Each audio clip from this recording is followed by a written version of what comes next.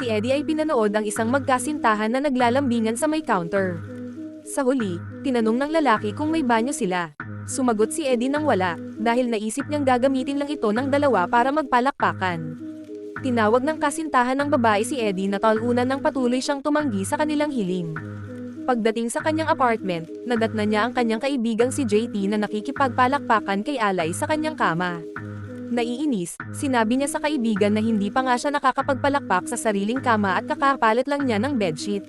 Maya-maya, binasa ni Eddie ang isa na namang sulat ng pagtanggi mula sa in-applyan niyang trabaho bilang guro. Sa halip na maghintay, kinabukasan ay pumasok si Eddie sa opisina ni Mr. Watson at sinabing tinanggihan ang kanyang aplikasyon ng walang panayam. Napahanga si Mr. Watson sa kanyang tapang kaya tiningnan nito ang kanyang resume at inalok siya ng posisyon sa isang pampublikong paaralan sa lungsod. Pag-uwi ni Eddie, nadatnan niyang nagtatangka na namang magpalakpakan sina JT at Alay. Ibinahagi niya ang magandang balita sa dalawa at sinabing sa isang after-school study program siya nakuha. Dahil baka mahirapan siya sa pag-commute sa hinaharap, naisip niyang maghanap ng sariling tirahan na malapit sa paaralan. Hindi nagtagal, nakilala niya ang landlady niyang si Sydney na nagsabing pumunta siya sa bar sa ibaba ng gusali para makihalubilo sa ibang nangungupahan. Kinagabihan, nagpunta si Eddie sa bar, pinuri ang magandang tugtog, at ibinahaging miyembro siya ng jazz band noong high school at tumutugtog ng oboe. Sinabi ni Sydney na hindi maganda ang napili niyang instrumento. Sa unang araw ng kanyang trabaho, ipinakilala ni Eddie ang sarili bilang tagapamahala ng after-school activities. Sa kanyang pagkabigla, walang interes ang mga estudyante at ipinaliwanag nilang detention ang totoong programa. Si Leon naman ay nag-alok na mag-freestyle rap gamit ang pangalan ni Eddie. Biglang bumalik si Shelly mula sa banyo at umiiyak na sinabing mawawala siya. Naguguluhan, tinanong ni Eddie ang ibig niyang sabihin, at sinabi ni Shelly na may cancer siya dahil naglalabas ng ketchup ang kanyang ampalaya. Napagtanto ni Eddie na unang beses ni Shelly nadatnan kaya tumakbo siya sa teacher's lounge para kumuha ng palaman sa kanyang ano. Hindi alam ni Shelly kung paano ito gamitin at nang tanungin ni Eddie kung maaaring tawagan ang kanyang magulang, sinabi niyang nasa trabaho ang ama niya at wala na siyang ina. Tinawag ni Eddie si Aiko, isang nurse, para tumulong. Pagkatapos ng klase, nakita ni Eddie si Tito, ang isa niyang estudyante, na naghihintay ng sundo. Dumating ang maganda nitong ate na si Pilar at ipinakilala ang sarili. Maya-maya, dumating ang kasintahan nitong si Hector sakay ng kotse. Sa bar, ibinahagi ni Eddie sa mga kaibigan kung gaano ang kakulangan ng kaalaman ng mga estudyante sa kanilang mga katawan. Sinabi ni Alay na maaari niyang turuan ang mga ito tungkol dito kahit wala siyang karanasan. Kinabukasan, sinimulan ni Eddie na turuan ang mga estudyante tungkol kung paano magparami. Nang patuloy na nagbibiro si Leon, pinaalis siya ni Eddie at pinapunta sa principal's office. Nakiusap si Leon ngunit nanindigan si Eddie. Sa banyo, narinig niyang sinermonan ni Reverend, ama ni Leon, ang anak nito at sinabon ang bibig nito. Pinaliwanag ni Eddie na nagtuturo siya ng puberty education, ngunit iginiit ng ama na ang ganitong usapan ay dapat sa bahay nagaganap. Kinagabihan, nakipagkita si Eddie sa blind date niyang si Trish sa bar. Habang nag-uusap, naging awkward ang kanilang usapan hanggang magtungo si Trish sa storage room para maghalikan. Bigla siyang umiyak at sinabing ginagamit lang siya ng mga lalaki dahil sa reputasyon niya. Pinakalma siya ni Eddie at sinabing hindi nila kailangang maging pisikal sa unang date. Nagkamali si Trish sa pag-intindi at inisip na hindi siya gusto ni Eddie dahil baka ito'y attracted sa lalaki. Pagbalik sa bar, sinabi ni Sydney na hindi naman talaga interesado si Eddie kay Trish. Umamin si Eddie na bumaba ang kanyang pamantayan dahil matagal na siyang walang aksyon, ngunit sinabi ni Sydney na hindi pagiging mas mababa na lalaki ang hindi aktibo sa ganoong bagay.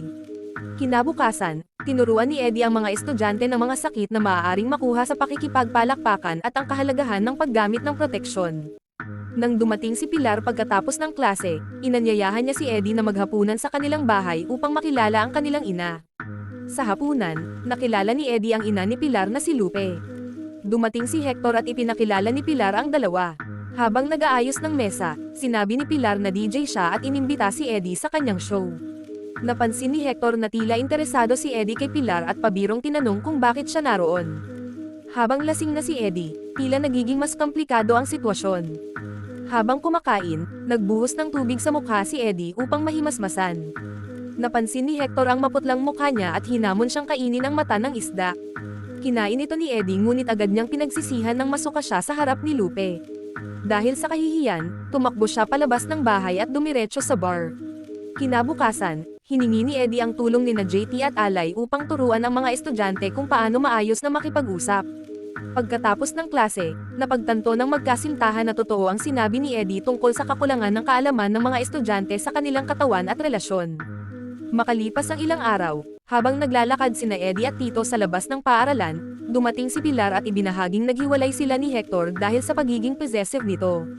Inimbitahan ni Eddie si Pilar na manood ng Cuban jazz band sa bar sa Huwebes. Kinabukasan, pinatawag si Eddie sa opisina ni Wash dahil nagreklamo si Reverend tungkol sa klase niya. Sinabi ni Wash na dapat niyang kausapin si Reverend ng personal. Pagkatapos ng trabaho, kinausap ni Eddie si Reverend na nagsabing hindi dapat itinuturo sa paaralan ang tungkol sa pagpapalakpakan. Sinabi ni Eddie na maaaring dumalo si Reverend sa klase upang makita kung paano nila maingat na nilalapitan ang paksa. Sa susunod na klase, nanood si Reverend mula sa likod habang sinasagot ni Eddie ang mga tanong ng mga estudyante. Ngunit nang maging mas grabe ang mga tanong, nainis si Reverend at umalis.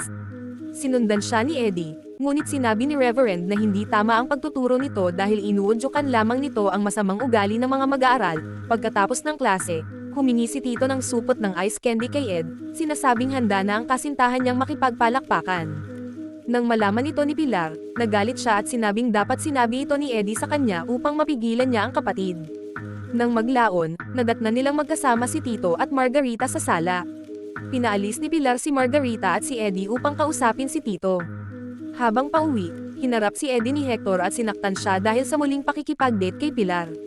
Pagkatapos ng gulo, nagpunta si Eddie sa isang madilim na lugar at ininom ang gamot na ibinigay ni JT, sinasabing para ito sa sakit ng ulo niya. Ngunit bago niya maitago ang bote, ininom din ng kasama niyang babae ang gamot. Maya-maya, napansin ni Eddie ang okra ng lalaki sa ilalim ng tapal odo, na nagpapakitang hindi siya tunay na babae. Biglang dumating ang pulis at inaresto sila dahil sa iligal na transaksyon. Pag-uwi, inamin ni Eddie kay JT na hindi pa siya nakikipagpalakpakan kahit kailan. Sinabi ni JT na alam na niya iyon mula pa noon. Kinabukasan, nalaman ni Eddie na sinuspinde ang after-school program at natanggal siya sa trabaho. Ilang araw ang lumipas, bumalik si Eddie sa kanyang lumang trabaho sa bagel shop. Dumalaw si Sydney at tinanong kung kumusta na siya. Humingi ng paumanhin si Eddie kay Pilar at ipinaliwanag ang kanyang ginawa, sinabing sinusubukan lang niyang gumawa ng tama. Sinabi niyang gusto niya si Pilar at nais patunayan ito. Tumugtog siya ng isang pyesa gamit ang oboe para kay Pilar, at naglakad sila sa tabi ng ilog, kung saan naghalikan sila. Ngunit nang pumunta sila sa isang club, hindi pinapasok si Eddie ng bouncer. Sinabi ni Pilar na babalik siya agad pagkatapos makita ang mga kaibigan, ngunit hindi na ito bumalik. Habang naghihintay, dumating si Hector at muling nakipag-away kay Eddie. Naaresto ang dalawa dahil sa pampublikong kaguluhan. Sa bar, napagtanto ni Eddie na kailangan niyang ibalik ang kanyang trabaho. Kinaumagahan, isinama niya ang kanyang mga estudyante sa support group meeting ni Reverend. Inamin niya na hindi pa siya nakikipagpalakpakan, ngunit iginiit na mahalaga ang kanyang itinuturo upang maiwasan ang maling impormasyon mula sa kaibigan o internet. Ipinakita ng mga estudyante ang suporta nila sa pamamagitan ng pagbabahagi kung paano sila natulungan ng kaalaman mula sa klase ni Eddie.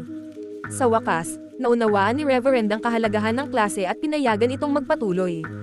Kinagabihan, dumalaw si Pilar sa apartment ni Ed upang batiin siya. Sinabi ni Pilar na gusto niyang maging unang kapalakpakan ni Eddie, ngunit tinanggihan ito ni Eddie ng magalang. Sinabi niyang ayaw niyang gawin ito para lang masabing nagawa niya na. Napagtanto ni Eddie na hindi sila tugma ni Pilar. Isang taon ang lumipas, si Eddie na ang may pinakasikat na klase sa paaralan at nakamit niya ang respeto ng lahat ng estudyante.